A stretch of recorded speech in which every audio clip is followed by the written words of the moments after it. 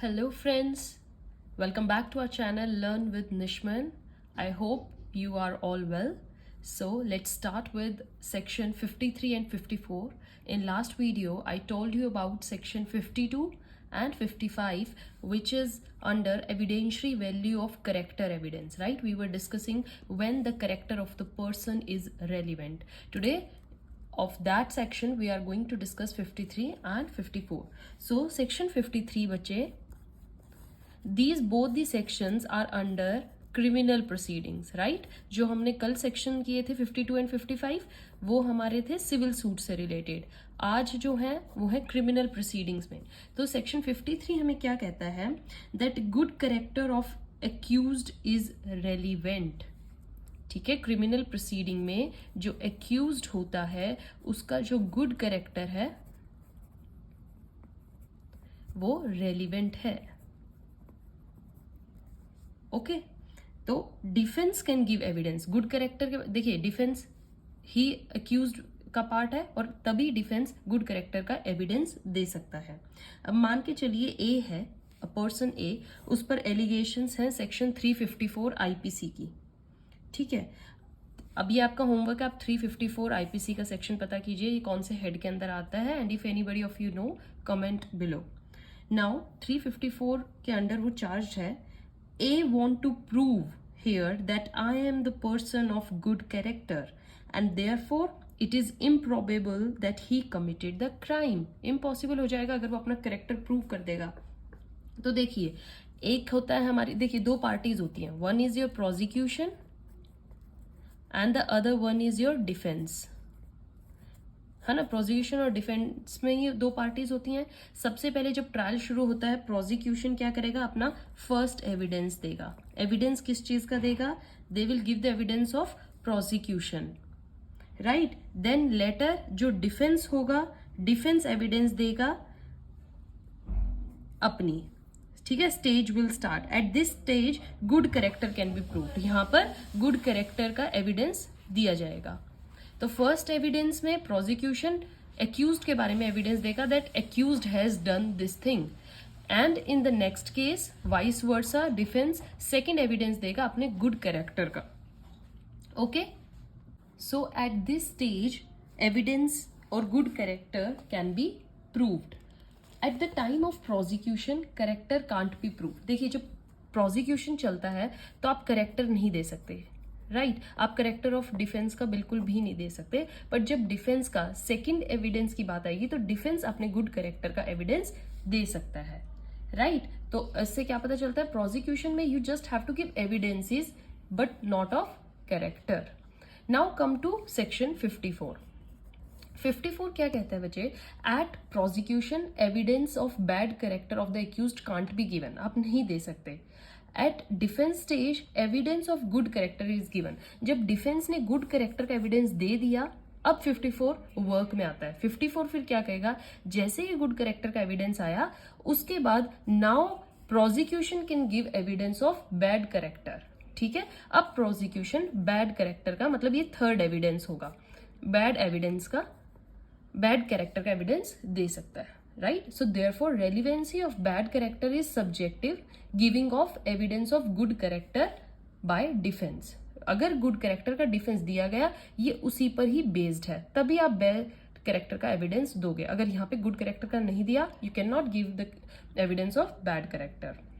So what is this? That at the prosecution ना आप good character ना आप बैड कैरेक्टर कुछ नहीं दे सकते. बट डिफेंस में जैसे ही गुड कैरेक्टर का आया तुरंत ही आप बैड कैरेक्टर का एविडेंस दे दोगे. So until good character evidence is given, bad character evidence is not relevant. Good character of accused in criminal cases is relevant, but bad character per se is irrelevant. However, if evidence of good character is proved by the accused, then bad characters become relevant. फिर relevant बन जाएगा. Therefore, it is only at the defense evidence stage that first accused has to give the evidence of good character and then after क्या होगा? evidence of good character, and thereafter bad character may be given by prosecution.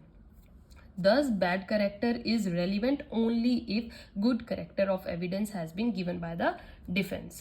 ये बात समझ में आई बच्चे?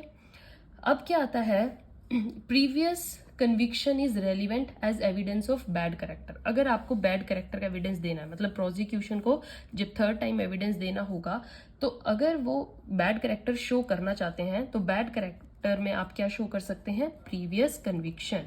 ये एक point है, प्रीवियस कन्विक्शन अगर आपने शो कर दिया, इसका मतलब आप बैड करेक्टर प्रूव कर रहे हैं। ओके, जैसे A said to C that B is of bad character, right. अब B initiates criminal proceedings. Here bad character is fact in issue. यहाँ पर fact in issue he bad character है. So defense will be granted if bad character is proved. अगर उसने prove ही कर दिया कि bad character है तो defense मिल जाएगा. Now sorry, it is not required here that good character evidence should be given first. Rather per se bad character evidence can be as bad character is direct facting issue. जब question ही फैक्टिंग issue ही bad character का है बच्चे, तो आप direct bad character evidence दे सकते हैं, right. जैसे ए ने सी को क्या बोल दिया कि बी बैड करेक्टर का है, बी ने क्रिमिनल प्रोसीडिंग लगा दी, तो अब ए का तो चांस बनेगा ना, ए सबसे पहले बैड करेक्टर ही प्रूव करेगा कि that I am right, right. So in a criminal proceeding for defamation only, exception क्या है, सिर्फ डिफेमेशन केस में the accused may prove the bad character of complainant, as proving bad character would give the accused a complete defense, and therefore bad character of complainant in itself is a facted issue, right. Section 54 or 53 doesn't put any restriction upon the provision of bad character as a facting issue. So here bad character of complainant is proved, not of accused. समझ में आया बच्चे। सो relevant fact हमारा यहाँ पर bad character ही था, तो आप उसके फेवर में अपना बैड करेक्टर का एविडेंस दे सकते हैं, राइट। अब आती है बात प्रीवियस कन्विक्शन की, राइट। लाइक एक एग्जांपल लेते हैं बच्चे, ए है, राइट। ए पर थेफ्ट लगा है, थेफ्ट के चार्जेस, और उसको अंडर सेक्शन 379 3 इयर्स की कन्विक्शन हो गई है। अगेन ए ने same committed theft, same offence फिर से किया है थेफ्ट का, फिर से उसको 3 इयर्स की मिल जाएगी सजा, राइट। सो यहाँ पर क्या है, here A is habitual offender, you can see, आता है बाहर, फिर चोरी करता है, जेल हो जाती है, फिर आता है चोरी करता है, जेल हो जाती है। देयरफॉर व्हाट इट अप्लाइज, यहाँ पर अब हमारा 75 सेक्शन लगेगा ऑफ आईपीसी। क्या कहते हैं 75, that whenever the offence is committed earlier and again committed the same offence, the punishment may be up to life imprisonment. So any fact which determines the quantum of punishment या sentence is fact in issue। जब कोई भी quantum मतलब कि जो आपकी punishment की time period रहेगा, पनिशमेंट का टाइम पीरियड, वही फैक्ट इन इशू में है, तो आप प्रीवियस कन्विक्शन शो कर सकते हो। So here the fact of previous conviction of theft in the above case results into enhancement of the sentence, therefore previous conviction is fact in issue. Okay, so if the bad character of the accused is the fact in issue, then section 53 and 54 will not apply and bad character can be proved। हमने यहाँ पे क्या बोला, bad character आप नहीं दे सकते, पहले आपको गुड करेक्टर बताना पड़ेगा। बट अगर bad character he fact in issue में है तो आप दे सकते हैं। एंड इन केस ऑफ 75 में क्या है, there can be enhancement of sentence on the basis of previous conviction, therefore previous conviction in such a case is a fact in issue and hence prosecution can per se prove the previous conviction. अगर किसी ने किसी की सजा ज्यादा बढ़वानी है तो वो उसके प्रीवियस कन्विक्शन दे सकता है। All right, however if the offence is not covered under section 75, that is not under the chapter 12 और 17, जैसे for example murder, in such cases the previous conviction of accused doesn't result into enhancement of punishment. Murder में नहीं होता, आप previous conviction बताएं, therefore in such cases previous conviction is not fact in issue, right। So the evidence of previous conviction, that is bad character, cannot be allowed to be proved. Rather, if the defense gives evidence of good character, only then you can give the bad character according to section 53 and 54, right। अब बात आती है बच्चे evidentiary value of character evidence. Character evidence की जो evidentiary value है वो कितनी हाई है या कितनी लो है, राइट, रेंज कितनी रहती है। देखिए, character evidence has a feeble evidentiary value, it is just weak piece of evidence, इतना स्ट्रॉन्ग एविडेंस नहीं होता है। आपने अगर किसी का कैरेक्टर प्रूव कर दिया तो इसका मतलब ये नहीं है कि आपने पूरा 100% आपके एविडेंस को रिलाई किया जाएगा, राइट। इतना रिलायबल नहीं होता है ये। And it doesn't play any vital role in the decision of the case, क्योंकि जजमेंट जब आती है वो सिर्फ कैरेक्टर को ही देखकर नहीं होती है. It is only a makeweight evidence और an indicative evidence. So if the court finds that the chain of circumstantial evidences are almost complete, then if there is an evidence of good or bad character which is relevant, then the court may get an extra assurance. सिर्फ एक extra assurance होती है on the basis of good और bad character to decide the case, right. Either ways, अगर good character की है तो भी सोचेगी, बैड कैरेक्टर की है तो भी सोचेगी, but it is not that strong piece of evidence. Alright, since character evidence is relevant fact as per we have done 52 to 55 section, it will be considered to be a substantive piece of evidence wherever character is relevant. Merely being substantive evidence, it doesn't mean that evidentiary value will be high. इसकी value high रहेगी.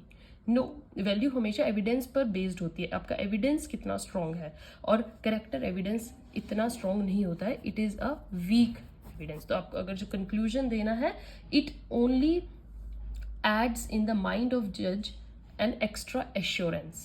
That's it. आप completely character पर based होके judgment नहीं दे सकते हैं. Alright, so for today we have done our chapter 2nd.